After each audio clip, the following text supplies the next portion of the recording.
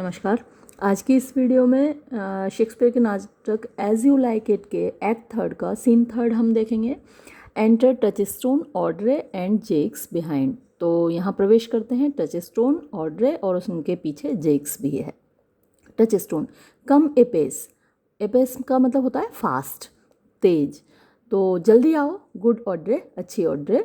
I will fetch up your goats, मैं तुम्हारी बकरियां ले आऊँगा ऑड्रे। एंड हाउ ऑड्रे, और कैसी हो Audrey. Am I the man yet, क्या मैं अभी भी वही आदमी हूँ, मतलब जिसको तुम चाहती हो। Doth my simple features content you, क्या मेरे जो साधारण फीचर्स हैं वो तुमको संतुष्ट करते हैं, तुमको पसंद आते हैं। ऑड्रे, योर फीचर्स, तुम्हारे फीचर्स। अब ये जो फीचर्स वर्ड है, फीचर्स होती हैं जैसे फिज़िकल फीचर्स होते हैं, खासियतें होती हैं, खूबसूरती होती है। तो ये फीचर्स वर्ड ऑड्रे ने कभी नहीं सुना, क्योंकि वो गांव को बिलोंग करती है, देहात से आती है। तो उसको समझ नहीं आया कि कह क्या रहा है टचस्टोन। तो वो कहती है योर फीचर्स, लॉर्ड वारंट अस, भगवान हमें बचाए। व्हाट फीचर्स, कौन से features. Touchstone, I am here with thee, मैं तुम्हारे साथ हूँ। एंड दाई गोट्स, और तुम्हारी बकरियों के साथ हूँ। एज द मोस्ट कैप्रिशियस पोइट, जैसे कि सबसे ज़्यादा कैप्रिशियस माने सनकी कह सकते हो, या अपनी धुन में रहने वाला व्यक्ति वो कैप्रिशियस कहलाता है। तो अपने आप में डूबे रहने वाला कवि ऑनेस्ट ओविड, जो ईमानदार ओविड था, वॉज एमंग द गोट्स, वो गोट्स यानी कि जो सभ्य जंगली लोगों के बीच रहा था। तो ये ओविड एक रोमन पोइट था जिसको ऑगस्टस सीजर ने देश निकाला दे दिया था और उसको जंगल में रहने यानी जंगली लोगों के बीच रहने के लिए भेज दिया था, गोट्स के बीच। तो जैसे जो रोमन कवि ओविड गोट्स के बीच था, ऐसे ही मैं तुम्हारी गोट्स के बीच हूँ, तुम्हारी और तुम्हारी बकरियों के बीच मैं रह रहा हूँ। जेक्स एसाइड, जेक्स अपने आप से कह रहा है, क्योंकि चुपचाप उसे नहीं कह रहा, अपने आप से कह रहा है। एसाइड का मतलब होता है अपने आप से कहना। ओ नॉलेज, अरे ज्ञान को देखो। इल इनहेबिटेड, इनहेबिट माने रहना और इल माने गलत जगह। देखो ज्ञान कहाँ कितनी गलत जगह पर है, यानी टचस्टोन को की बात को सुना जेक्स ने, और टचस्टोन को ये ज्ञान है कि ओविड एक रोमन कवि था जिसको एग्जाइल में भेजा गया था ऑगस्टस के द्वारा गोथ्स के साथ रहने के लिए। तो ये नॉलेज टचस्टोन को है, ये बहुत बड़ी बात है। तो जेक्स कह रहा है कि देखो ज्ञान कहाँ कहाँ कितनी गलत जगह पर रहता है। वर्स देन जब इन अ थैज्ड हाउस, ये वर्स उससे भी बुरा है देन जब यानी जुपिटर जो कि इन देवताओं का राजा है, इन अ थैज्ड हाउस, जो कि एक छप्पड़ वाले घर में रहा था। थैच माने छप्पड़ होता है, कुटिया होती है, थैज्ड हाउस। तो जब एक बार धरती पर आए थे इंसानों के रूप में, और सब जगह वो शरण मांगते फिरे कि भाई हमें अपने घर में रहने दो, लेकिन कहीं उनको शरण नहीं मिली, कहीं किसी ने नहीं रखा। फिर एक बुज़ुर्ग दंपति थे जो कि एक कुटिया में रहते थे, छप्पड़ पड़ा हुआ था, घास फूस की कुटिया थी उनकी, तो उसमें उनको शरण मिली। तो जब in a thatched house.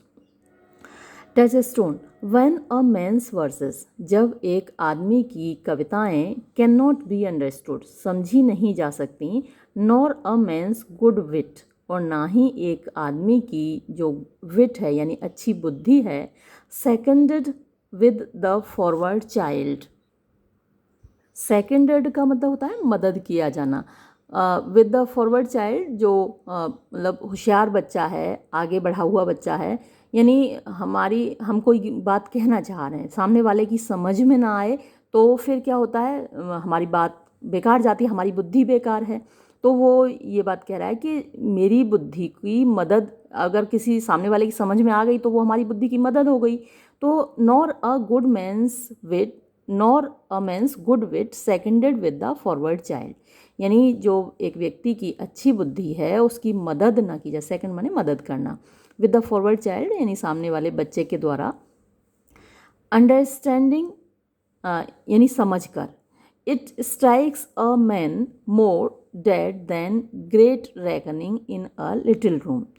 It strikes माने ये चौंकाता है, अ मैन एक मनुष्य को, मोर डेड यानी बहुत ज़्यादा, डेड माने यहाँ मरा हुआ नहीं, मतलब जब आदमी चौंक जाता है ना तो एकदम से डेड की तरह हो जाता है, जैसे कि मूर्ति बन जाता है, पत्थर बन जाता है एकदम चौंक के, समझ में नहीं आता क्या करें, तो उसके लिए डेड वर्ड आया है। तो it strikes a man more dead, तो ये आदमी को ज़्यादा चौंकाता है देन अ ग्रेट रेकनिंग।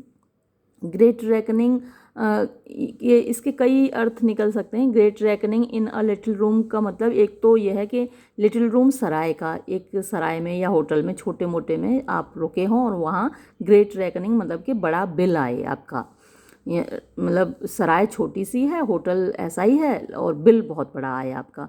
तो ये हो गया एक तो great reckoning in a little room. या फिर यह है कि जो एक छोटा सा रूम है और बेकार सा रूम है, उसमें बहुत बढ़िया अच्छी अच्छी चीज़ें रखी हुई हैं, बहुत बेशकीमती चीज़ें रखी हुई हैं, वो भी इसका अर्थ हो सकता है।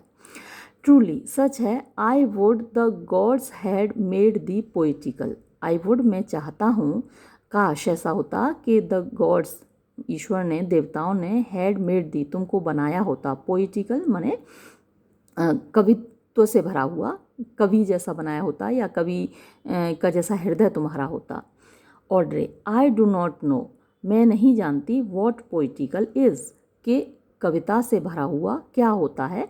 इज़ इट ऑनेस्ट इंडीड, क्या ये वास्तव में ईमानदारी होती है, एंड वर्क और काम होता है। Is it a true thing, क्या ये सच्ची चीज़ होती है, जो कविता है क्या वो ईमानदारी से भरी हुई होती है, मेहनत से भरी हुई होती है और सच्ची चीज़ होती है। टचस्टोन नो ट्रूली, नहीं बिल्कुल नहीं, सच तो यह है कि बिल्कुल नहीं। फॉर द ट्रूएस्ट पोइट्री, क्योंकि जो सबसे ज़्यादा सच्ची कविता है, इज़ द मोस्ट फेनिंग, वो सबसे ज़्यादा, फेनिंग माने इमेजिनेशन से भरी हुई होती है, कल्पना से भरी हुई होती है, काल्पनिक होती है। And lovers are given to poetry, और जो प्रेमी होते हैं वो कविताओं के आदी होते हैं, और कविता झूठ से भरी होती है, कल्पनाओं से भरी होती है।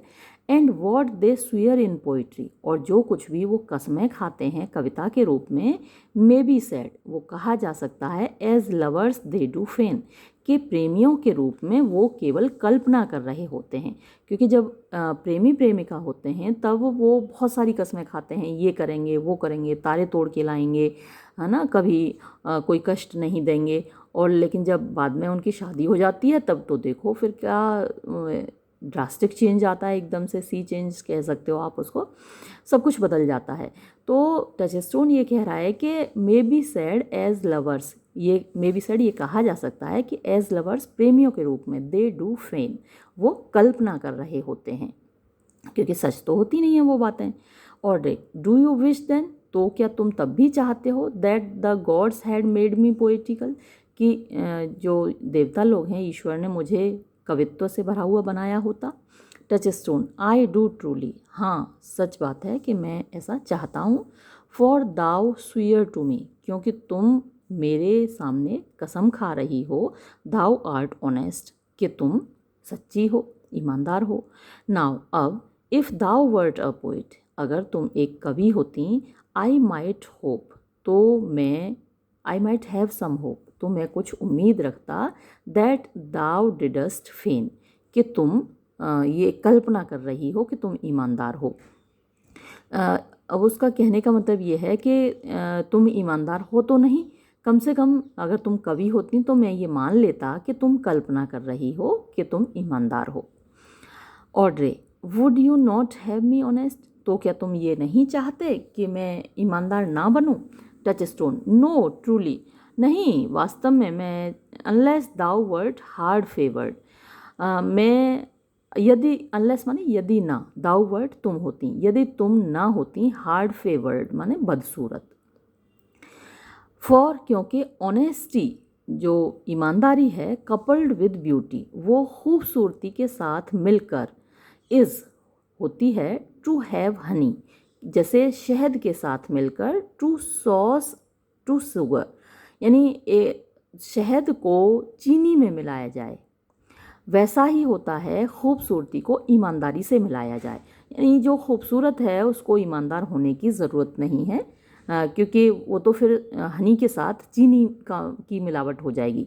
लेकिन जो बदसूरत है उसको कम से कम ईमानदार होना चाहिए, ये कहने का मतलब है टचस्टोन का। जेक्स एसाइड, जेक्स अपने आप से कह रहा अ मैटेरियल फूल। देखो तो ये जो मूर्ख है कितना मैटेरियल माने मैटर से भरा हुआ है या सेंस से भरा हुआ है, अर्थ से भरा हुआ है, कितना अर्थपूर्ण है ये मूर्ख, कितना अच्छी अर्थपूर्ण बातें करता है। Audrey, well I am not fair, ठीक है मैं खूबसूरत नहीं हूँ, एंड देयर फोर और इसीलिए आई प्रे, मैं प्रार्थना करती हूँ द गॉड्स भगवान से, मेक मी ऑनेस्ट कि वो मुझे ईमानदार बनाएं। टचस्टोन, ट्रूली सच है, and to cast away honesty upon a foul slut, and to cast away और फेंकना डालना, ऑनेस्टी ईमानदारी को बर्बाद करना, upon a foul slut, foul माने बदसूरत, स्लट होती है बेकार औरत, गंदी औरत, बेकार गंदी औरत। वर वो होगा टू पुट गुड मीट, अच्छा मांस रखना, इनटू एन अनक्लीन डिश, एक गंदी डिश में यानी एक गंदे बर्तन में साफ मांस को रखना होगा। Audrey, I am not a slut, मैं एक गंदी औरत नहीं हूँ, दो आई थैंक द गॉड्स कि लेकिन यद्यपि मैं ईश्वर को धन्यवाद देती हूँ, आई एम फाउल, मैं बदसूरत हूँ। टचस्टोन, वेल ठीक है, प्रेज्ड बी द गॉड्स कि ईश्वर को धन्यवाद दो, ईश्वर की तारीफ करनी पड़ेगी, फॉर दाई फाउलनेस, तुम्हारी बदसूरती के लिए। स्लटिशनेस और जो बदचलनी है यानी स्लट का मतलब वैसी ख़राब औरत, बदचलन, तो स्लटिशनेस यानी कि जो बदचलनी है, मे कम हियर आफ्टर, वो उसके बाद आ जाएगी, यानी बदसूरती तो तुमको दे ही दी है भगवान ने, बदचलनी उसके बाद आ जाएगी। But be it as it may be, लेकिन चाहे जो जैसा भी हो, आई विल मैरी दी, मैं तो तुमसे शादी कर ही रहा हूँ ना, मैं तो तुमसे शादी करूँगा ही। एंड टू दैट एंड, और उस उद्देश्य से, आई हैव बीन, मैं गया हूँ with Sir Oliver Martext, Sir Oliver Martext के साथ मैं रहा हूँ, द विकार जो कि मतलब पुजारी हैं, ऑफ द नेक्स्ट विलेज, अगले गांव के, हु हैथ प्रोमिस्ड, जिन्होंने वादा किया है, टू मीट मी, मुझसे मिलने का, इन दिस प्लेस, इस जगह पर, ऑफ द फॉरेस्ट, जंगल की, एंड टू कपल अस, और हमारी शादी कराने का। जेक्स एसाइड, जेक्स एक तरफ को मुंह करके, I would fain see this meeting, I would fain यानी मैं प्रसन्नता से चाहूँगा, सी देखना, दिस मीटिंग, इस मीटिंग को मतलब कि इस शादी को। Audrey, well the gods give us Joy, ये मतलब ईश्वर हमको खुशियाँ दे, मतलब शादी हमारी हो रही है तो शादी की खुशियाँ हमको दे। टचस्टोन, आमीन, आमीन मतलब ऐसा ही हो। अ मैन में, if he were of a fearful heart, a man एक आदमी में हो सकता है, इफ़ यदि, ही वर वो हो, ऑफ अ फियरफुल हार्ट माने डरावने दिल वाला, स्टैगर यानी वो लड़खड़ा सकता है, इन दिस अटेम्प्ट, इस प्रयास में यानी शादी के प्रयास में, फॉर क्योंकि, here we have no temple, यहाँ हमारे पास कोई मंदिर तो है नहीं, बट द वुड, लेकिन जंगल है, नो असेंबली, कोई सभा नहीं है, मतलब जब शादी होती है तो लोगों की सभा होती है ना, बहुत सारे लोग इकट्ठे होते हैं, तो यहाँ कोई सभा नहीं है, बट हॉर्न बीस, बल्कि हॉर्न माने सींग होते हैं, बीस्ट माने जानवर होते हैं, सींगों वाले जानवर हैं। बट वॉट दो, लेकिन उससे क्या फ़र्क पड़ता है, करेज, धैर्य रखो, एज हॉर्न्स आर ऑडियस, जैसा कि जो सींग हैं वो देखने में तो ख़राब होते हैं, दे आर नेसेसरी, वो ज़रूरी भी होते हैं। इट इज़ सैड, ये कहा जाता है, मैनी अ मैन, बहुत सारे लोग, नोज़ नहीं जानते, नो एंड कोई भी अंत, ऑफ हिज गुड्स, अपने सामान का या अपने धन का, यानी कुछ लोग इतने ज़्यादा रिच होते हैं, इतने ज़्यादा धनी होते हैं, इतनी ज़मीन जायदाद उनके पास होती है कि उसका ओर छोर उनको पता ही नहीं होता कितना होता है। राइट, ठीक उसी तरीके से, मैनी अ मैन, बहुत सारे आदमी, हैज़ गुड हॉर्न्स, उनके बहुत अच्छे सींग होते हैं, and knows no end of them, और उनका ओर छोर उनका अंत उनको पता ही नहीं होता। अब यहाँ हॉर्न्स मैंने आपको पहले भी कई बार बताया है, हॉर्न्स उस व्यक्ति के सिर पर माने जाते हैं जिसकी पत्नी बेवफा होती है। तो यहाँ उसी अर्थ में टचस्टोन ने कहा है कि बहुत सारे पुरुषों को, मर्दों को पता ही नहीं होता कि उनकी बीवियाँ बेवफा हैं और उनके सिर पर सींग होते हैं लेकिन उनको पता नहीं होता। ककोल्ड कहलाता है ऐसा आदमी। तो ककोल्ड माने वो व्यक्ति जिसकी बीवी बेवफा हो और ऐसे आदमी के सिर पर सींग उगाते हैं, ऐसा कहा जाता है। तो बहुत सारे लोगों के सिरों पर सींग होते हैं लेकिन उनको पता ही नहीं होता। वेल ठीक है, दैट इज़ द डाउरी, ये तो दहेज है ऑफ हिज वाइफ, उसकी पत्नी का। यानी उसकी पत्नी उसके लिए सींग लेकर आती है दहेज में, मतलब कि पत्नियां आती हैं और फिर उनके साथ, अपने पतियों के साथ बेवफाई करती हैं, तो दहेज में जैसे कि वो सींग लेके आती हों। टिज़ none of his own getting, टिज़ यानी ये जो सींग हैं, none of his own getting यानी उसकी खुद की गेटिंग माने प्राप्ति नहीं होती, उसका खुद का अचीवमेंट नहीं होता कि उसने सींग खुद उगाए हों, बल्कि उनकी पत्नियां दहेज में सींग लाती हैं। हॉर्न्स सींग इवन सो, ऐसा भी है, मतलब पुअर मैन एलोन, क्या केवल गरीब लोगों के सिर पर सींग उगेंगे? नो नो, नहीं। द नोबलेस्ट डियर यानी जो सबसे अच्छा हिरन है, यानी कि जो सबसे अच्छा बंदा है, मनुष्य है, हैथ दैम उनके पास भी होते हैं, एज ह्यूज इतने बड़े सींग, एज द रास्कल जितने किसी बदमाश के पास होते हैं। यानी छोटे लोगों के, बदमाशों के पास जैसे लंबे सींग होते हैं वैसे ही बड़े लोगों के पास भी होते हैं। यानी कि गरीबों की बीवियां ही बेवफा नहीं होती, अमीरों की बीवियां भी बेवफा होती हैं। Is the single man therefore blessed, तो क्या जो सिंगल मैन है जिसने शादी नहीं की वो ज़्यादा ब्लेसिड है, यानी ज़्यादा उसको ईश्वर का आशीर्वाद प्राप्त है, या ज़्यादा खुश है वो? क्योंकि जब बीवी नहीं है तो बेवफाई कौन करेगा, तो जिसने शादी नहीं की वो ज़्यादा खुश है?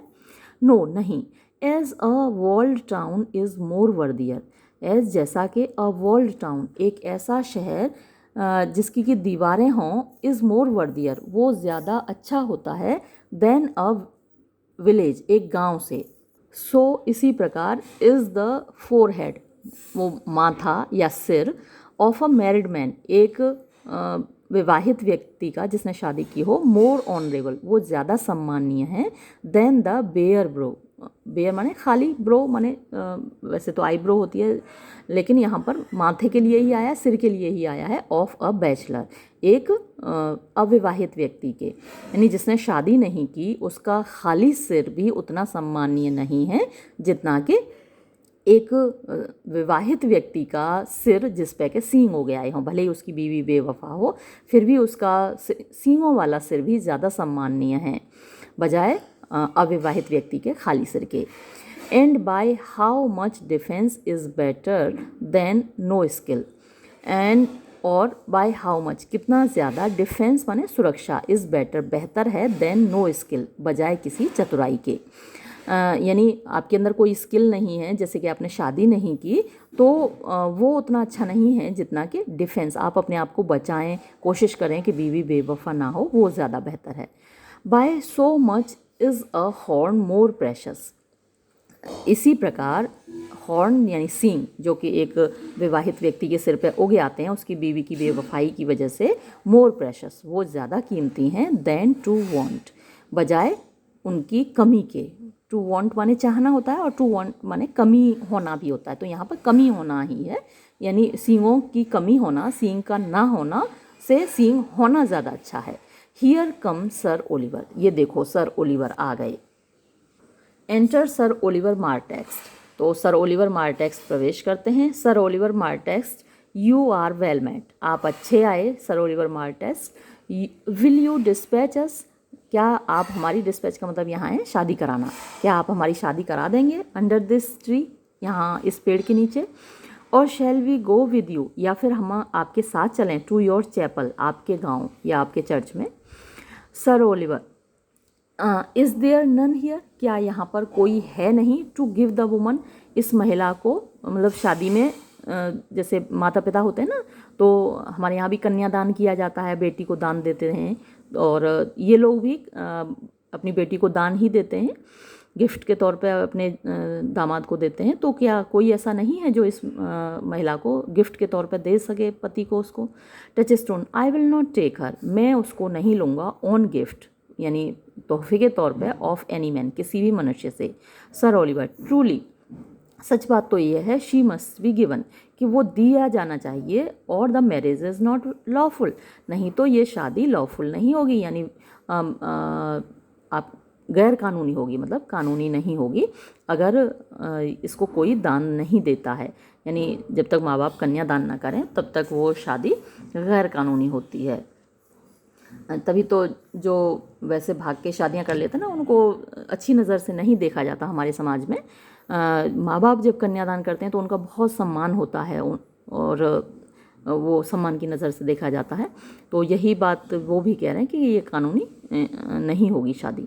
जेक्स एडवांसिंग, जेक्स अब आगे बढ़ के आता है, प्रोसीड प्रोसीड, आगे बढ़ो, आई विल गिव हर, मैं उसको दान दूंगा। Touch stone, God good even good master, मतलब गुड इवनिंग गुड मास्टर, अच्छा हुआ तुम आ गए। वॉट यू कॉल इट, तुम्हारा नाम क्या है। हाउ डू यू सर, तुम कैसे हो श्रीमान जी। यू आर वेल मेट, तुम खूब सही मिले। God ild you for your last company, God gild मतलब ईश्वर तुमको, गिल्ड का मतलब होता है सोने की परत चढ़ाना, तो ईश्वर तुम्हारे ऊपर सोने की परत चढ़ाए, यानी एक तरीके का ब्लेसिंग है। फॉर योर लास्ट कंपनी, तुम्हारी जो अंतिम बार तुम जो हमसे मिले थे उसके लिए ईश्वर तुमको मतलब माला माल करे। आई एम वेरी ग्लैड, मैं बहुत खुश हूँ, टू सी यू, तुमको देखकर। Even a toy in hand here sir, यहाँ मेरे हाथ में एक खिलौना ही मान लीजिए सर, यानी कोई बहुत अच्छी चीज़ नहीं है, अपने वो ऑर्डर के लिए कह रहा है कि बहुत खूबसूरत चीज़ या वो कोई बहुत अच्छी चीज़ तो नहीं है, एक खिलौना मान लीजिए मेरे हाथ में सर। ने प्रे बी कवर्ड, तो उसने अपना हैट उतार लिया है जेक्स ने, तो वो कह रहा है कि नहीं तुम अपना हैट वापस पहन लो, अपना सिर ढाक के रखो। Jaques, will you be married motley, तो क्या तुम शादी कर रहे हो भाई मूर्ख। Touchstone, as the ox hath his bow, जैसा कि बैल के साथ उसका बो होता है, यानी जुआ होता है, बैल के कंधे पर जुआ रखा होता है। Sir the horse his curve, और जो घोड़ा है उसका कर्व होता है, उसका चाबुक होता है या लगाम होती है। And the falcon her bells, और जो बाज होता है उसके पैरों में घुंघरू बंधे होते हैं, यानी पता लगाने के लिए बांधे जाते हैं। So man hath his desire, ऐसे ही मनुष्य भी अपनी इच्छाओं से बंधा होता है। एंड एज पिजन्स बिल, जैसे कि जो कबूतर हैं वो बिल यानी उनकी जो चोंच होती है, एक उससे चोंच से एक दूसरे को देखा होगा आपने, एक दूसरे को चोंच लड़ाते हैं। सो वेडलॉक वुड बी निबलिंग, इसी प्रकार जो हमारी शादी है वो भी हमारा चोंच लड़ाना ही होगा, शादी करके हम भी चोंच लड़ाएंगे। जेक्स, एंड विल यू, और क्या तुम, बीइंग अ मैन, एक आदमी होकर, ऑफ योर ब्रीडिंग, यानी अपनी इतनी अच्छी परवरिश के, इतनी अच्छे ख़ानदान के आदमी होकर, बी मैरिड, तुम शादी करोगे, अंडर अ बुश, एक झाड़ी के नीचे, लाइक अ बेगर, एक भिखारी की तरह। गेट यू टू चर्च, तुम चर्च जाओ, and have a good priest, और एक अच्छा पुजारी तलाश करो, दैट कैन टेल यू, जो तुमको बता सके, वॉट मैरिज इज़, कि शादी क्या है। आपने देखा होगा जब शादी होती है तो हमारे यहाँ पंडित जी बड़े विस्तार से समझाते हैं कि पत्नी के क्या कर्तव्य हैं, पति के क्या कर्तव्य हैं, वचन 7 वचन होते हैं, 7 फेरे होते हैं। तो ऐसे ही सभी जगह शादियों में यही होता है कि लोगों को समझाया जाता है कि अब आप एक नई ज़िंदगी में प्रवेश कर रहे हो, अब आपको क्या करना है, शादी के क्या मायने होते हैं, तो वो तुमको समझा सके what marriage is. This fellow, ये आदमी, विल बट ज्वाइन यू, वो केवल तुमको ज्वाइन कर देगा, जोड़ देगा, टुगेदर, साथ में, एज दे ज्वाइन, जैसे कि ये लोग ज्वाइन करते हैं, जोड़ते हैं, वेन्स को, मतलब कि जो लकड़ी के तख्ते होते हैं ना उनको कारपेंटर जोड़ता है, बढ़ई जोड़ता है, तो जैसे वेन्स कोट माने लकड़ी के तख्ते, तो जैसे लकड़ी के तख्तों को बढ़ई जोड़ता है वैसे ही तुम दोनों को जोड़ देगा ये तो। देन वन ऑफ यू, तब फिर क्या होगा कि तुम में से एक, विल प्रूव, साबित होगा, अ श्रंक पैनल, एक सिकुड़ा हुआ तख्ता। आपने देखा होगा कि बीच में जगह हो जाती है जब लकड़ी का भी किया है, गीली लकड़ी के तख्ते बना देते हैं, फिर उनसे दरवाजे बना देते हैं, तो वो जब सूख जाती है लकड़ी तो वो तख्ते सिकुड़ जाते हैं और वो एक दूसरे से अलग हो जाते हैं। तो one of you will prove, तुम में से एक साबित होगा, अ श्रंक पैनल, एक सिकुड़ा हुआ तख्ता, एंड लाइक ग्रीन टिम्बर, और एक ग्रीन माने जो गीली लकड़ी है, टिम्बर माने लकड़ी, ग्रीन माने हरा होता है, तो जो हरी लकड़ी है या गीली लकड़ी है उसकी तरह वार वार, यानी वो सिकुड़ता जाएगा और मतलब एक दूसरे से तुम लोग अलग हो जाओगे। Touch stone aside, touch stone एक तरफ को मुंह करके कहता है अपने आप से, आई am not in the mind, यानी मेरा कोई इरादा नहीं है, बट आई वर बेटर, लेकिन मेरे लिए बेहतर होता टू बी मैरिड, कि मैं शादी कर लेता ऑफ हिम, उसके द्वारा, मतलब ये जो है पुजारी, मैं इसी के माध्यम से, सर ओलिवर के माध्यम से ही शादी कर लेता, देन ऑफ एनदर, बजाय किसी और पुजारी के द्वारा। फॉर, क्योंकि he is not like to marry me well, क्योंकि ही इज़ नॉट लाइक, ऐसा नहीं लगता है कि वो मेरी अच्छे से शादी कराएगा, and not being well married, और अच्छे से शादी ना होने की वजह से, यानी कानूनी तौर पर ढंग से शादी ना होने की वजह से, it will be good excuse, ये एक अच्छा बहाना होगा फॉर मी, मेरे लिए, हियर आफ्टर, इसके बाद, टू लीव माई वाइफ, अपनी पत्नी को छोड़ने के लिए। तो टच स्टोन का कोई इरादा नहीं है कि ऑड्रे से शादी करके घर बसाने का, वो बस कुछ दिनों की, जैसे आपने देखा होगा कुछ होती हैं ऐसी कॉन्ट्रैक्ट मैरिजेस होती हैं कि साल भर के लिए, 2 साल के लिए, तो इस तरीके की वो शादी करना चाहता है, उसका कोई परमानेंटली सेटल होने का इरादा नहीं है ऑड्रे के साथ। जेक्स, गो विद मी, मेरे साथ चलो, एंड लेट मी काउंसिल दी, और मैं चलो तुमको सलाह दूँ। अब हालांकि उसका ऐसा इरादा नहीं है, लेकिन फिर भी वो यहाँ पर ये शादी करने का प्रोग्राम कैंसिल हो जाता है। Touchstone, come sweet Audrey, आओ अच्छी Audrey, we must be married, हमें शादी करनी होगी, और we must live in bawdry, नहीं तो हम, बॉर्डरी मतलब होती है कि बिना शादी के जो साथ रहना, वो बॉर्डरी कहलाती है। ऐसे संबंधों को गलत नज़र से देखा जाता है, हालांकि आजकल लिव इन रिलेशनशिप का चलन चल पड़ा है, लेकिन समाज में कभी ऐसे रिश्तों को सम्मान की दृष्टि से नहीं देखा जाता, उसको बॉर्डरी कहते हैं, बदचलनी कहते हैं। तो या तो हम शादी करें ऑड्री, नहीं तो हम रहें कैसे, बॉर्डरी, ये राइम कर दिया उसने टच स्टोन ने, Audrey boundary. Farewell good master Oliver, तो आपको अलविदा अच्छे मालिक, मतलब ओलिवर जो पुजारी है उसको अलविदा कह रहा है।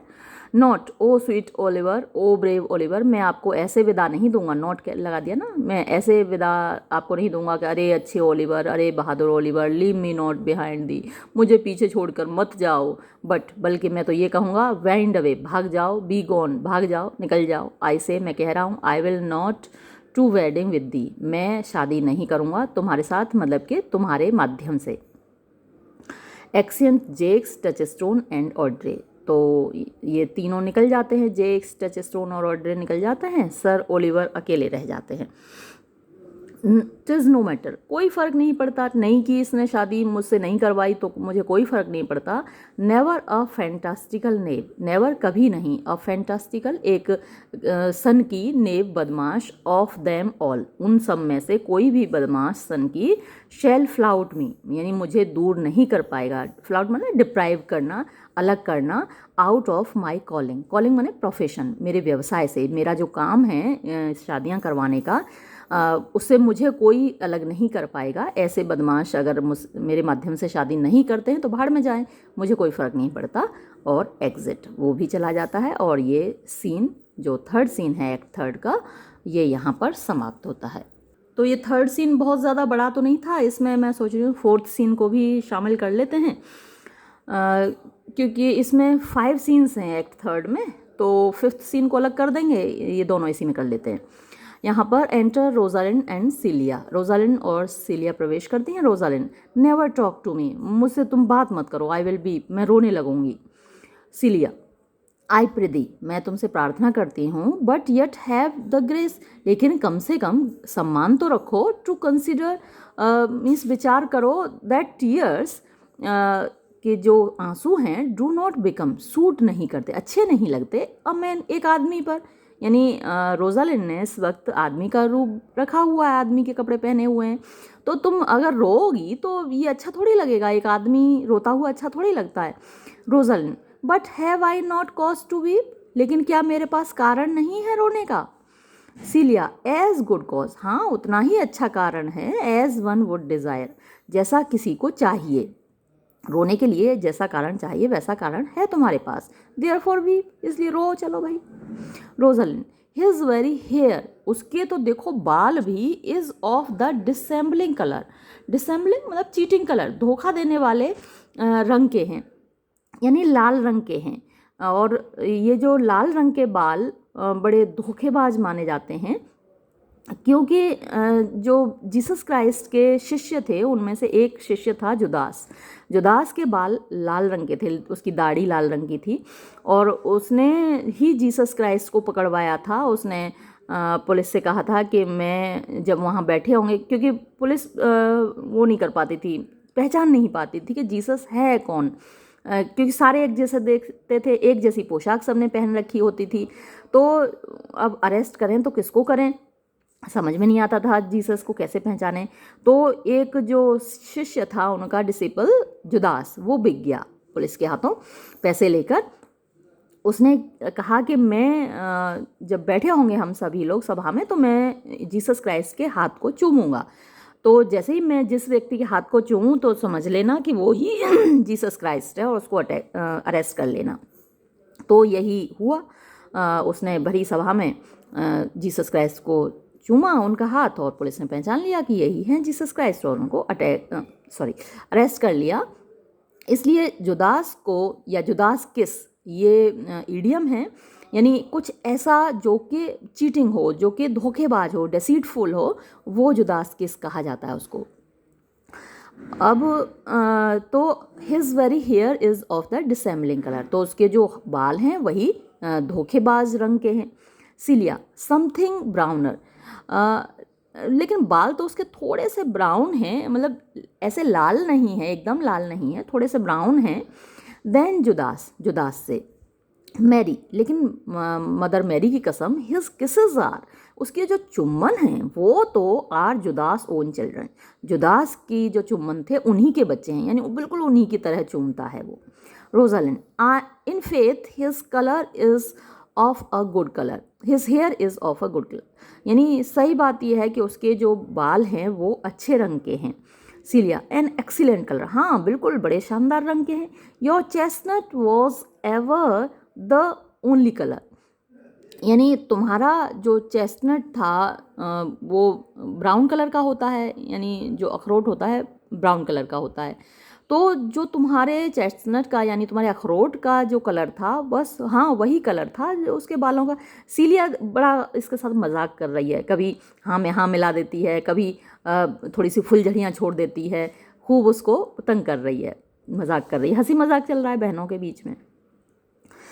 रोजलिन, एंड हिज किसिंग, और उसकी जो चुम्बन है, is as full of sanctity, इतनी पवित्रता से भरी हुई है, as the touch of holy bread, जैसा कि होली ब्रेड जो पवित्र ब्रेड है उसका स्पर्श हो। एक सभा होती है क्रिश्चियनिटी में, और सभा में, पवित्र सभा में ब्रेड बांटी जाती है, पवित्र ब्रेड लोगों को बांटी जाती है प्रसाद के रूप में, जैसे हमारे यहाँ भी प्रसाद बांटा जाता है ना, जब नवदुर्गे होते हैं तो हम चना हलवा बांटते हैं ना सभी को, तो ऐसे ही इनके यहाँ भी ब्रेड बांटी जाती है, पवित्र ब्रेड कहलाती है वो। तो उसकी जो किसेस हैं, उसके जो चुम्बन हैं इतने ही पवित्र हैं जैसे कि उन्होंने पवित्र ब्रेड का स्पर्श किया हो। सीलिया, ही हैथ बॉट अ पेयर, अरे नहीं भाई, उसने, और भी बढ़ा चढ़ा के बोल रही है सीलिया, तो जब रोजालिन उसकी चुम्बन को पवित्र बोल रही है ना होली ब्रेड की तरह, तो वो कह रही है हाँ उसने क्या किया है, उसने बॉट खरीदा है अ पेयर, एक जोड़ा, ऑफ कास्ट लिप्स, कास्ट माने छोड़े गए, त्यागे गए होठों का, ऑफ डायना, डायना इसका जिक्र पहले भी आ चुका है, चंद्रमा की देवी है और उसको पवित्रता की देवी कहा जाता है। तो पवित्रता की देवी ने अपने होंठ फेंक दिए थे निकाल के, और वो होंठ ऑरलैंडो ने ले लिए हैं, ख़रीद लिए हैं। हाँ, तो इसीलिए तो उसके जो चुम्बन हैं वो बड़े पवित्र हैं, क्योंकि वो डायना के होंठ हैं। और नन, एक नन ऑफ विंटर्स सिस्टरहुड, ये विंटर्स सिस्टरहुड, सिस्टरहुड की अलग अलग ऑर्डर होते हैं, तो ये काल्पनिक है, ऐसा कोई विंटर सिस्टरहुड नाम का कोई ऑर्डर नहीं है, कोई संस्था नहीं है सिस्टर्स की। तो एक winter sisterhood kisses not more religiously, उससे ज़्यादा धार्मिक रूप से चुम्बन नहीं लेती है, यानी बड़ा धार्मिक चुम्बन है इसका। The very ice of chastity is in him, तो उसके अंदर आइस बर्फ ऑफ चेस्टिटी पवित्रता की इज़ इन हिम उसके अंदर है। जो बर्फ़ गिरती है ना वो जैसे पानी यहाँ से भाप बन के जाता है, तो पानी की सारी गंदगी नीचे रह जाती है, भाप जो होती है एकदम शुद्ध होती है। फिर वो भाप बर्फ़ के रूप में बन के गिरती है, या बारिश के रूप में या बर्फ़ के रूप में जब गिरती है तो वो एकदम शुद्ध होती है, एकदम मतलब उसमें कोई गंदगी नहीं होती। तो ये है the very ice of chastity is in him, तो उसके अंदर बिल्कुल बर्फ वाली पवित्रता है। Rosalind, but why did he severe, लेकिन उसने कसम क्यों खाई, ही वुड कम, कि वो आएगा दिस मॉर्निंग, आज की सुबह, एंड कम्स नॉट, और आया नहीं है। ने नहीं, certainly there is no truth in him, हाँ सच कह रही हो, बिल्कुल झूठा है वो, कोई सच्चाई नहीं है उसमें। Rosalind, do you think so, क्या तुम्हें ऐसा लगता है। सीलिया, यस हाँ, I think he is not a pick purse, मुझे लगता है कि वो एक पॉकेट मार तो नहीं है, यानी जेब कतरा तो नहीं है। पिक पर्स माने जो पर्स लोगों के चुरा लेता है, जेब कतरा नहीं है। नॉर अ हॉर्स स्टीलर, और ना ही वो कोई घोड़ा चोर है। But for his verity in love, लेकिन जहाँ तक वेरिटी माने सच्चाई, ट्रुथ, जहाँ तक प्यार में उसकी सच्चाई का सवाल है, आई डू थिंक हिम, मुझे लगता है कि वो एज कनकेव, कनकेव माने खोखला है, एज अ कवर्ड गॉबलेट, जैसे कि एक ढका हुआ गॉबलेट, आप डोंगा कह सकते हैं, जैसे डोंगा होता है ना, अंदर से खोखला होता है, ढका होता है ऊपर से, तो ऐसे ढका हुआ डोंगा होता है, खाली डोंगा, वैसा ही ये खाली है, खोखला है। और या फिर अ वर्म ईटन नट, एक वर्म माने कीड़ों के द्वारा खाया हुआ अखरोट, वो भी अंदर से खोखला होता है, ऐसा है तुम्हारा प्रेमी। Rosalind, not true in love, तो क्या वो उसका प्यार सच्चा नहीं है। सीलिया, यस हाँ, व्हेन ही इज़ इन, जब वो प्यार में हो तभी तो सच्चा होगा। But I think he is not in, लेकिन मुझे तो लगता है कि उसको प्यार है ही नहीं तुमसे, प्यार होगा तभी तो वो प्यार में सच्चा होगा। Rosalind, you have heard him, तुमने तो उसको सुना है ना, स्वीयर कसम खाते हुए, डाउन राइट ठीक ठीक, ही वॉज कि वो प्यार में था।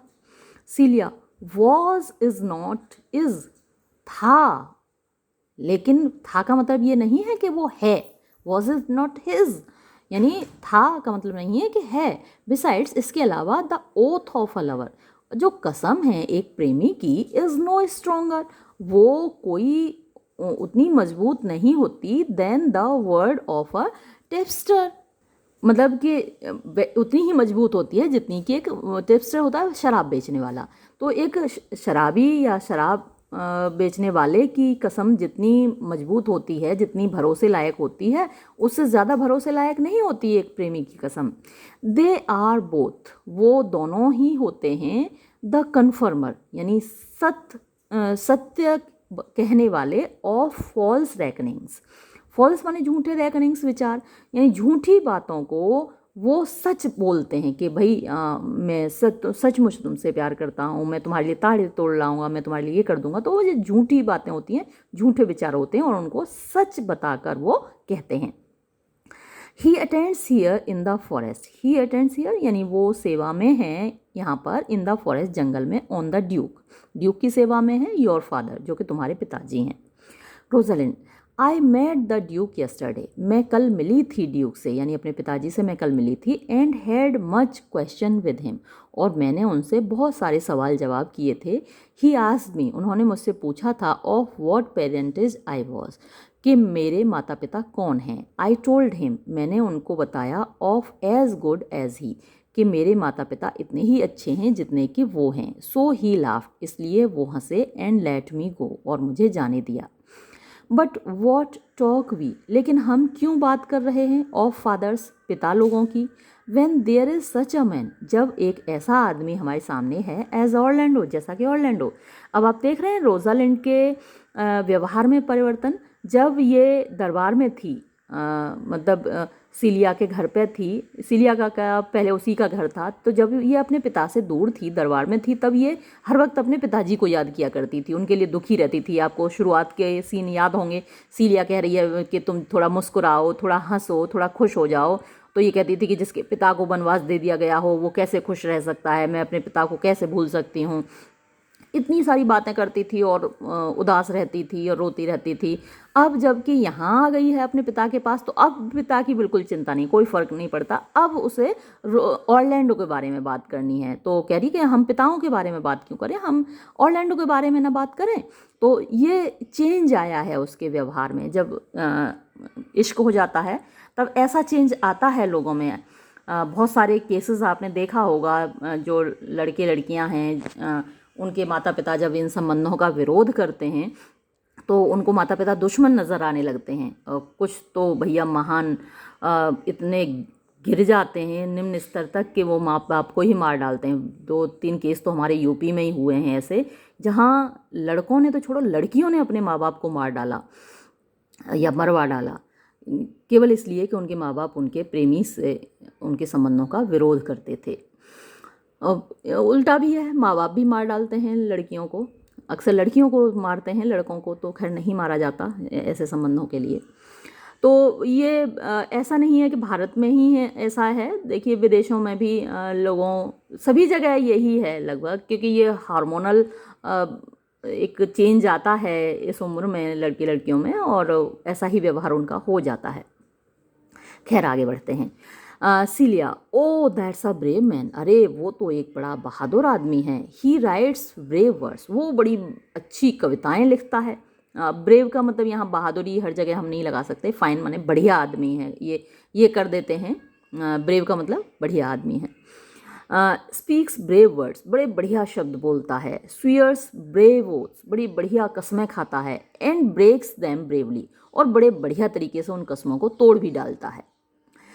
Quite traverse athwart the heart of his lover, quite एकदम, ट्रेवर्स माने आर पार, अथवार्ट मतलब ट्रेवर्स अथवार्ट मतलब सीधा आर पार, the heart of his lover अपने प्रेमी के दिल से होकर, यानी जो उसकी कस्में हैं वो सीधा उसके जो प्रेमिका है, प्रेमी क्या यहाँ प्रेमिका होगी ना, तो उसके प्रेमिका के दिल से होकर वो आर पार कर देता है। As a puisny tilter that spurs his horse but on one side, जैसे कि प्यूसनी का मतलब हुआ कि जो इनएक्सपीरियंस्ड है, अनुभवहीन है, नया नया नौसिखिया। टिल्टर, टिल्ट माने तो झुकना होता है, घोड़े पर बैठना, यानी घुड़सवारी जो करता है, नया नया घुड़सवारी सीखता है। दैट स्पर्स हिज, स्पर माने आड़ लगाना, वो लगाते हैं ना, एंड लगाते हैं घोड़े को, तो जो एंड लगाता है अपने घोड़े को, बट ऑन वन साइड, केवल एक ही ओर को, नया नया सीखा है, नौसिखिया है, तो एक ही ओर को अपने घोड़े को एंड लगाता है। और ब्रेक्स हिज स्टाफ, और अपने डंडे को तोड़ डालता है। लाइक अ नोबल गूज, गूज होती है बतख, और वो उसको बुद्धू माना जाता है। नोबल गूज तो मतलब एक अच्छी बतख की तरह, यानी बेवकूफ़ों की तरह अपने डंडे को तोड़ डालता है, एक ही साइड को उसको मारते मारते।